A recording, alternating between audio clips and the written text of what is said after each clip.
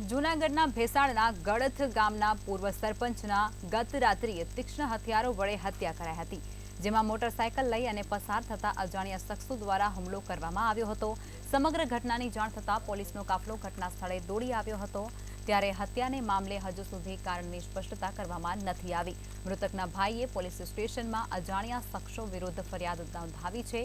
પોલીસે તપાસ હાથ ધરી કાર્યવાહી શરૂ કરી છે।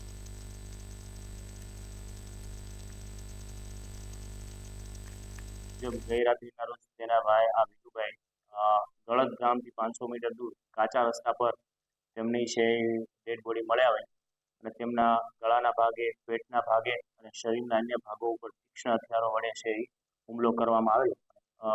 લોહી નીકળેલ હોય ત્યારબાદ તેમને સારવાર માટે લઈ આવતા સરકારી હોસ્પિટલમાં તેમને મરણ જાહેર કરવામાં હોય તો આ બાબતે ઇન્ક્વેસ્ટ પંચનામા ભરી અને ભેસાણ પોલીસ સ્ટેશનમાં આઈપીસી કલમ 302 જીપી 135 મુજબ ગુનો દાખલ કરવામાં આવેલો છે।